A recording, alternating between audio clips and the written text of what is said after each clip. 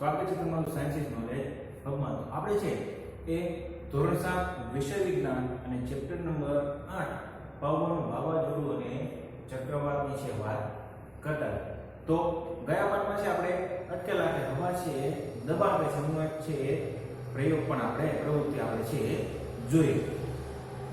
હવે આગળની જે છે વાત કરવાની છે કે પવન છે એ આપણે કઈ કઈ જગ્યાએ છે, તો હવા છે એ કઈ કઈ જગ્યાએ આપણને કામ છે આવતી હોય. તો પહેલા છે કે પતંગ ચગાવવા માટે પવન છે જરૂરી છે. ખાસ કરીને આપણે ઉત્તરાયણમાં પતંગ ચગાવીએ છીએ, બરાબર. ઘણા વર્ષો છે એ આપણને એવો અનુભવ થયેલો છે કે પવન જ ન હોય તો પતંગ આપણી ચગતી નથી, બરાબર. અમુક વર્ષ છે પવન ખૂબ જ સવારથી લઈને સાંજ સુધી ખૂબ જ પવન હોય તો પતંગ ચગાવવાની છે આપણને મજા આવે. પવન હોય તો પતંગ છે ચગાવી શકીએ. બીજું, જે દિશામાં પવન હોય એ દિશામાં પતંગ છે એ ચગે. મતલબ આપણા પીઠથી પવન હોય, પીઠની દિશાથી પવન હોય, બરાબર, તો પતંગ છે વ્યવસ્થિત આપણે ચગાવી શકીએ.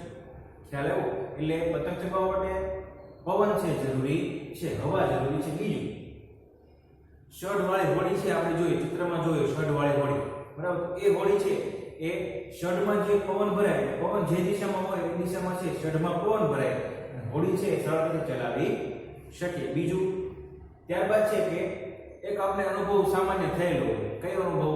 કે આપણે લોકો છે એ સાયકલ ચલાવીએ છીએ, બરાબર.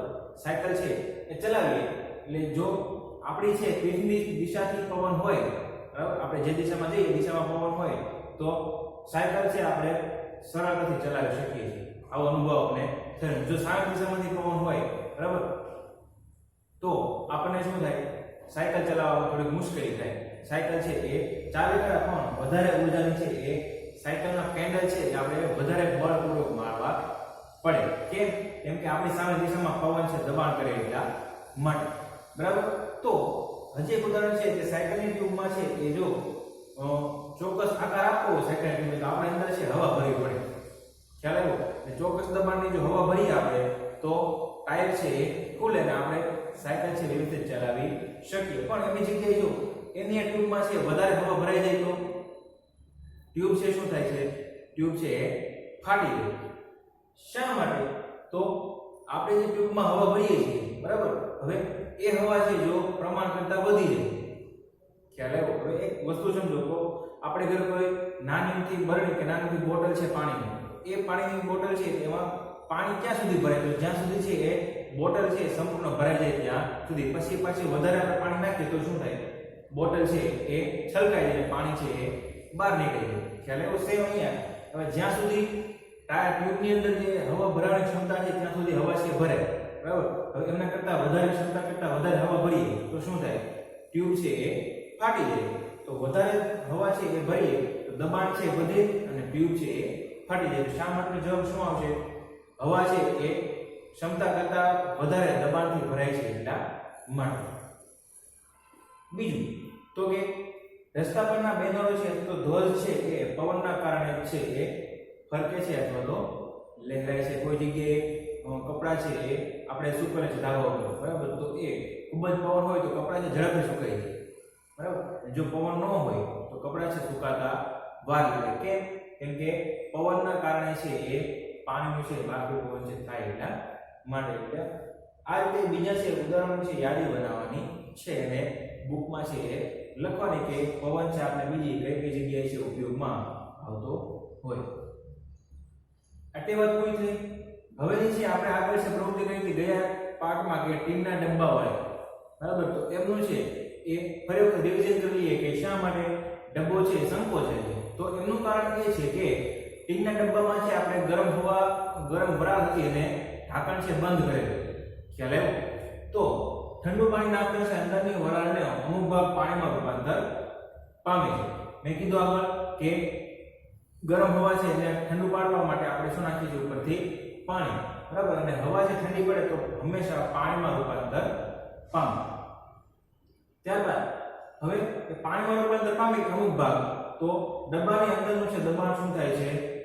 ઘટે છે.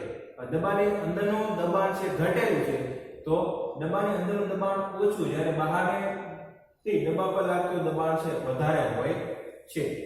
ડબ્બાની અંદરનું હવા દબાણ છે ઘટે છે, બહારનું હવાનું દબાણ શું થાય ડબ્બા ઉપર વધે છે, એના કારણે ડબ્બો છે એ સંકોચાય. હંમેશા જે દિશામાંથી દબાણ લાગતું હોય એ દિશામાંથી છે એ ડબ્બો સંકોચાય. કોઈ પણ પાત્ર છે એ સંકોચાય. આપણા હાથમાં છે એ હવા ભરેલી બોટલ છે તો દબાવીએ બરાબર, અંદરની તરફ છે દબાય, કેમ કે આપણે ઉપરથી છે દબાણ આપીએ છીએ એટલા માટે. એવું સેમ છે, હવા છે એ ડબ્બા ઉપર દબાણ કરે એટલા માટે ડબ્બો છે એ સંકોચાય. હવેની વાત છે કે નવો પોઈન્ટ છે કે પવનનો વેગ વધવાને લીધે હવાનું દબાણ. પવનનો વેગ છે એ વધે તો હવાનું દબાણ ઘટે છે કે વધે છે એ બાબત વિશે આપણે અત્યારે જોવાનું છે. તો જો આમાં આપણે પ્રવૃત્તિ છે, કઈ પ્રવૃત્તિ? તો કે એક છે એ બોટલ લેવાની છે અને બોટલના મુખ પાસે છે એ અંદરના ભાગમાં કાગળનો છે નાનો ડૂચો છે એ રાખવાનો છે. આ છે કાગળનો ડૂચો છે અને બોટલ. હવે બોટલને છે એ ઊભી રાખવાની નથી, બોટલને છે આપણા મુખ સામે આડી રાખવાની છે અને બોટલના મુખમાંથી છે આપણે હવા છે એ ફૂંક મારવાની છે. ફૂંક મારી એટલે આ ડૂચો છે કાગળનો કાગળ ડૂચો છે અંદર જશે નહીં, કેમ કે આપણે જે ફૂંક મારી છે ફૂંક મારેલી હવા છે એ બોટલના તળિયા સાથે અથડાય અને આ કાગળના ડૂચા પર દબાણ કરે એટલા માટે કાગળનો ડૂચો છે અંદર તરફ જતો નથી. અહીંયા છે કેવું ઉદાહરણ છે હવા છે દબાણ કરે છે. બીજું તો કે કોઈ પણ એક આધાર સાથે કોઈ પણ લાકડી લેવાની, લાકડી સાથે બે ફુગ્ગા છે ખુલેલા જોડો લગાવવાના છે. કેવી રીતે? તો બંને ફુગ્ગામાં છે એ થોડું થોડું અંદરના ભાગમાં છે પાણી ભરવાનું છે. પાણી ભરી અને એને એક સરખા આકારમાં છે ફૂલાવવાના છે. ફુગ્ગો છે નાનો મોટો રાખવાનો નથી. એક સરખા આકારમાં ડબ્બા ફુગ્ગા છે એ ફૂલાવીએ અને એમને છે એ 2 થી 3 સેન્ટીમીટરના અંતરે છે એ શું કરવાનું છે?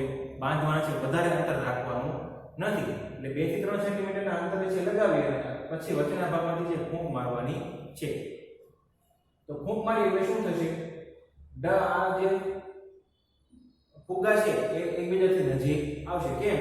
કેમ કે જે ફૂંક મારી એટલે હવા છે એ ગતિમાં આવે અને દબાણ છે ઘટે એટલા માટે. ખ્યાલ આવ્યો?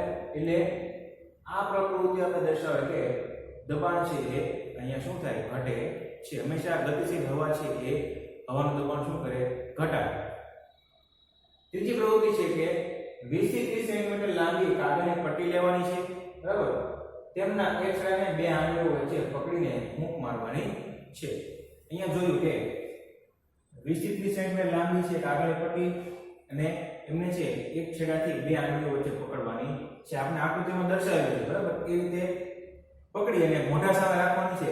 ત્યારબાદ તેમને છે એ ફૂંક મારવાની છે. મોઢા સામે રાખી અને એમાં છે ફૂંક મારી તો શું થાય છે એ જોવાનું છે અને પટ્ટી હવામાં લહેરાય છે કે નહીં.